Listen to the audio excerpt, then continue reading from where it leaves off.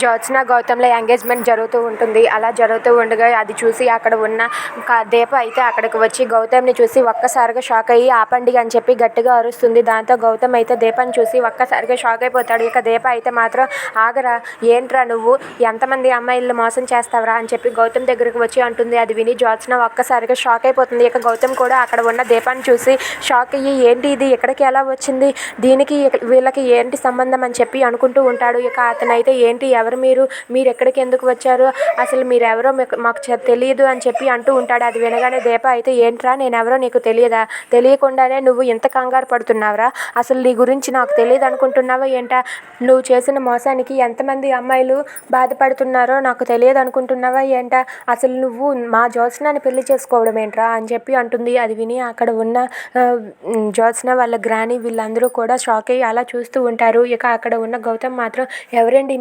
మీరెవరో మాకు తెలియదండి, మీరెవరు ఎందుకు ఇలా మాట్లాడుతున్నారు అని చెప్పి అడుగుతూ ఉంటాడు. అది వినగానే అక్కడ ఉన్న దీప అయితే నోరు ముయ్యిరా, మేమెవరో నీకు తెలియదా అని చెప్పి అంటుంది. ఇంతలో అక్కడికి కార్తీక్ వస్తాడు. కార్తీక్ రాగానే కార్తీక్ బాబు చూడండి, ఆ రోజు చెప్పాను కదా ఒక అమ్మాయిని మోసం చేసి గర్భవతి చేసి ఆ అమ్మాయిని పెళ్లి చేసుకోకుండా వదిలేశాడని, వీడే ఆ వెధవ ఇప్పుడేమో మన జ్యోత్స్నాని పెళ్లి చేసుకోవడానికి వచ్చాడు, ఇప్పుడు ఎంతమంది అమ్మాయిల్ని ఇంకా మోసం చేస్తూ తిరుగుతాడో వీడు అని చెప్పి అంటూ ఉంటుంది. అది వినగానే అక్కడ ఉన్న గౌతమ్ అలాగే వాళ్ళ అమ్మ నాన్న ఒక్కసారిగా షాక్ అయిపోతారు.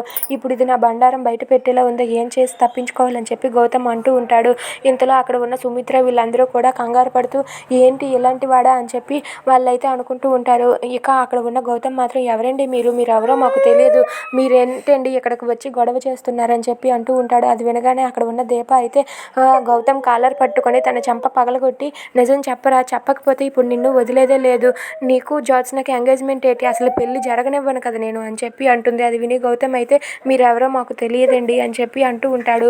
అది వినగానే దీప అయితే వాడిని కొడుతూ ఉంటుంది. If you like this video please subscribe.